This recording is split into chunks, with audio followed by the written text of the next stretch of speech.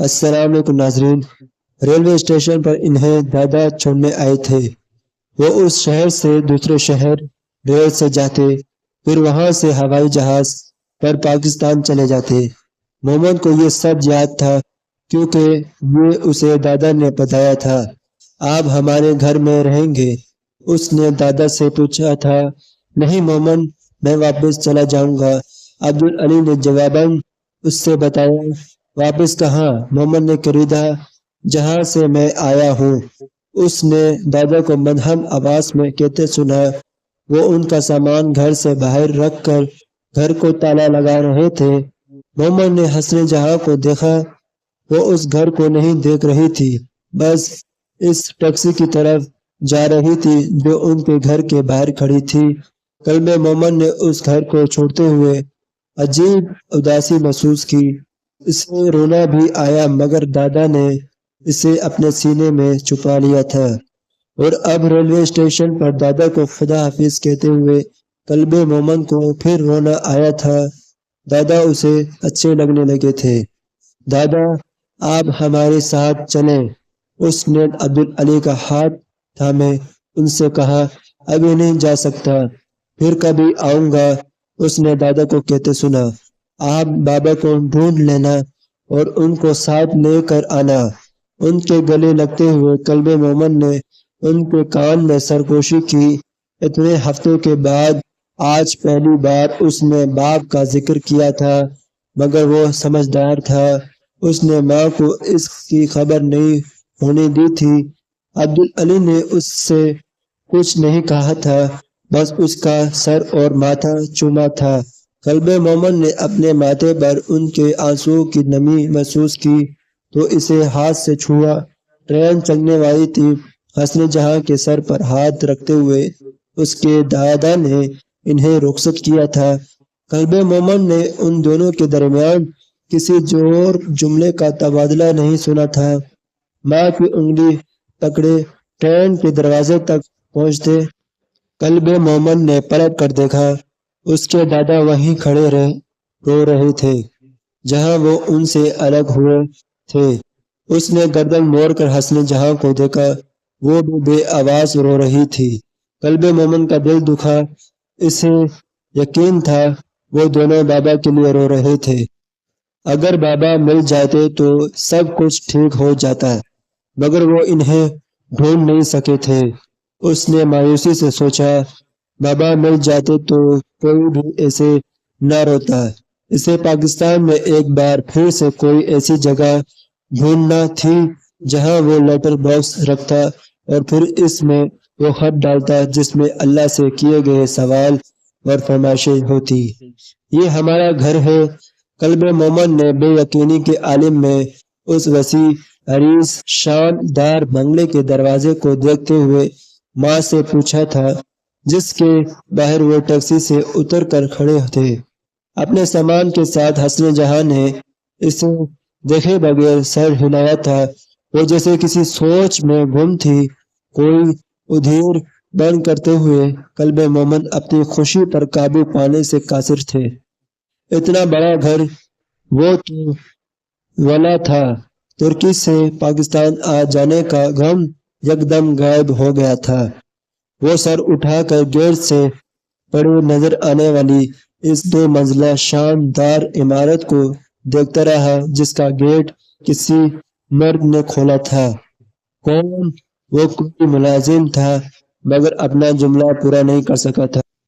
حسن جہاں کے چہرے پر نظر پڑتے ہی اس نے بے اختیار گیٹ کھول دیا تھا۔ حسن جہاں سامان چھوڑ کر قلب مومن کا ہاتھ پکڑے کھلے دروازے سے اندر آئی تھی۔ ممی، ہم رچ ہو گئے ہیں۔ قلب مومن نے بے پناہ خوشی کے عالم میں گھر کے اندر کھڑی گاڑیوں اور لان کو دیکھتے ہوئے ماں کے ساتھ چلتے ہوئے اس سے پوچھا۔ وہ جواب دیے بغیر اس کی انگلی پکڑے چپ چاپ چلتی رہی۔ ہم گاڑی میں بیٹھا کریں گے اب۔ قلب مومن کو پرواہ نہیں تھی کہ اس کے پچھلے سوال کا جواب آیا تھا یا نہیں۔ وہ ان دمکتی گاڑیوں سے مرعوب ہو رہا تھا جن کو اس نے ٹی وی پر یا ترکی کی سڑکوں پر دیکھا تھا۔ حسن جہاں اب اس کا ہاتھ پکڑے اسے گھر کے اندر لے آئی تھی، اور قلب مومن نے پہلی بار اس گھر کی دیواروں پر جگہ جگہ حسن جہاں کی تصویر لگی دیکھی تھی۔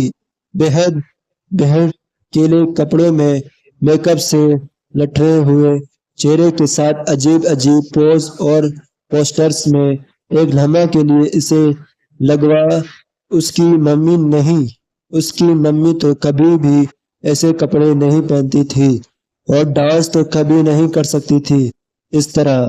ممی یہ آپ کی تصویریں ہیں؟ وہ حسن جہاں سے جسے تصدیق چاہتا تھا۔ حسن جہاں نے اس کے سوال کا جواب نہیں دیا تھا۔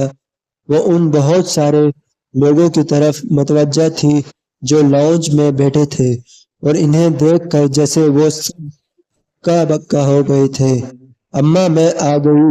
قلب مومن نے حسن جہاں کو ان 5-6 لوگوں میں شامل ایک عورت کو مخاطب کرتے دیکھا۔ مومن نے الجھی نظروں سے ماں کو دیکھا۔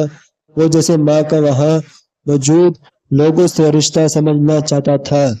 ایک تخت نما کاؤچ پر گاؤں تکیے سے ٹیک لگائے وہ ادھیر عمر عورت بیٹھی ہوئی تھی جسے حسن جہاں نے ماں کہہ کر پکارا تھا، اور جس کے سامنے وہ اب قلب مومن کے ساتھ مجرمانہ انداز میں سر جھکائے کھڑی تھی۔ آنا ہی تھا تو تُونے حسن جہاں، آنا ہی تھا تو مجھے اعلان کر کے کیا بتا رہی ہے؟ اس عورت نے آلٹی پالٹی مارے بیٹھے بیٹھے اپنا گاؤں تکیہ سیدھا کیا۔ اس کی کاٹ دار نظریں قلب مومن پر ایک لمحہ کے لیے ٹکی تھی، پھر دوبارہ حسن جہاں پر چلی گئی تھی۔ اب آگے تو بیٹھ جا، پانی پلا اسے۔ اسی عورت نے حسن جہاں سے کہتے کہتے کسی ملازم سے بات کی تھی۔ حسن جہاں میکینکی انداز میں ایک صوفہ پر بیٹھ گئی۔ قلب مومن کو اس نے اسی صوفہ پر ساتھ بٹھا لیا تھا۔ قلب مومن نے باری باری ان سب لوگوں کو دیکھنا شروع کیا جو وہاں کھڑے تھے۔ ان سب کی خاموشی اور آنکھوں میں اس نے اپنی ماں کے لیے ایک ہی تاثر دیکھا تھا۔ قلب مومن کا دل یک دم گھبرایا تھا۔ وہ شاندار گھر اسے اچھا نہیں لگ رہا تھا، نہ ہی وہاں موجود لوگ۔ ان میں سے کسی کی توجہ قلب مومن پر نہیں تھی۔ ممتاز نے حسن جہاں بنایا اور تو چلی تھی حسنہ بننے۔ قلب مومن نے اسی عورت کو تیز تلخ انداز میں عجیب ہنسی کے ساتھ ہی اپنی ماں سے کہتے سنا۔ اس نے ماں کا چہرہ دیکھا، وہ سر جھکائے بیٹھی تھی، اس کے چہرے پر کچھ نہیں تھا، خود غرضی دیکھے اماں اس کی۔ ہمارا نہیں سوچا اس نے اس بار قلب مومن نے ایک بار مرد کو بلند آواز میں کہتے سنا تھا۔ ہم مرتے یا جیتے اس نے پرواہ نہیں کی۔ وہ وہاں کھڑی ایک اور لڑکی تھی جس کی شکل اس کی ماں سے ملتی تھی۔ قلب مومن نے اس کی بات سنتے ہوئے غور کیا۔ پرواہ کیوں کرتی یہ تو پیار کر رہی تھی۔ پیار بڑا ہوتا ہے، ماں باپ بہن بھائی سے بھی بڑا۔ وہ تو مسیحا بن کر آیا تھا، اس کے لیے شیطان تو ہم تھے۔ کیوں حسن جہاں؟ قلب مومن نے ایک بار پھر اسی اڈھیر عمر کی عورت کو کہتے سنا۔ وہ اپنے ہاتھ کی ہتھیلی پر کچھ رکھ کر دوسرے ہاتھ کی ہتھیلی سے اسے مسلتے ہوئے منہ میں ڈال رہی تھی۔ اس کی موٹی موٹی آنکھیں سیاہ کاجل کے ساتھ اس وقت بے حد خوفناک لگی تھی۔ مومن کو اور اس کے ہونٹوں اور دانتوں دونوں پر عجیب سا لال رنگ لگا ہوا تھا۔ قلب مومن اسے باغور دیکھ رہا تھا۔ وہ اس کی نانی تھی۔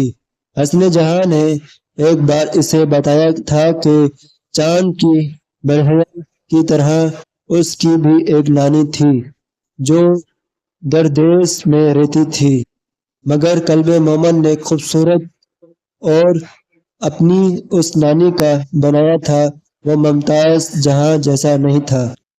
ایسے تو کوئی ستولے رشتوں کے ساتھ نہیں کرتا جس طرح اس نے صفے رشتوں کے ساتھ کیا۔ کاروبار شروع کیا تھا میں نے اور یہ اس وقت بھاگ گئی، میرا کاروبار ڈوبو گئی۔ قلب مومن نے اسی مرد کو دوبارہ بلند آواز میں کہتے سنا جس نے پہلے اس کی ماں کو ملامت کی تھی عجیب بے چینی کے ساتھ۔ اس نے حسن جہاں کو دیکھا تھا، وہ ویسے ہی میٹھی تھی، خاموش، سر جھکائے، خشک آنکھوں کے ساتھ۔ مومن بے قرار ہوا، اس کی ماں کو بولنا چاہیے تھا، کچھ کہنا چاہیے تھا، اس طرح کیوں اسے برا بھلا کہہ رہے تھے وہ سب لوگ؟ وہ ماں کو جھنجھوڑنا چاہتا تھا، مجھے فلم میں کام دلوانا تھا، پر نہیں، بابو کو کیا، بس خود نمبر 1 رہتی، اپنا سکہ چلتا رہتا، بہن جائے بھاڑ میں۔ اب وہ لڑکی تلخی سے کہہ رہی تھی۔ قلب مومن نے حسن جہاں کا ہاتھ اپنے دونوں ہاتھوں میں لے لیا۔ وہ ماں کو ان سب کی باتوں سے بچانے کے لیے فی الحال صرف یہی کر سکتا تھا۔ کیسی کیسی منتیں کی تھی میں نے، ماں کی سالوں کی محنت کو پیار کی بھٹی میں نہ جھونک نمبر 1 ہیروئن بنا کر راج کروا رہی تھی۔ ممتاز کروڑوں مردوں کے دلوں اور دماغوں پر اس کی چاہیے تھا ایک مرد کے نام کا پتہ، اور یہ بچہ اب ممتاز کیا کرے تیرا اچار ڈالے اماں میں آ گئی۔ ممتاز اب بالآخر اپنے کاؤچ سے اتر آئی تھی اور اپنی پاٹ پیار آواز میں حسن جہاں کو لعنت ملامت کرتے ہوئے اس نے اس کی نقل اتاری اور پھر لاؤنج سے نکل گئی۔ اس کے پیچھے باری باری وہ سارے لوگ بھی وہاں سے چلے گئے جو حسن جہاں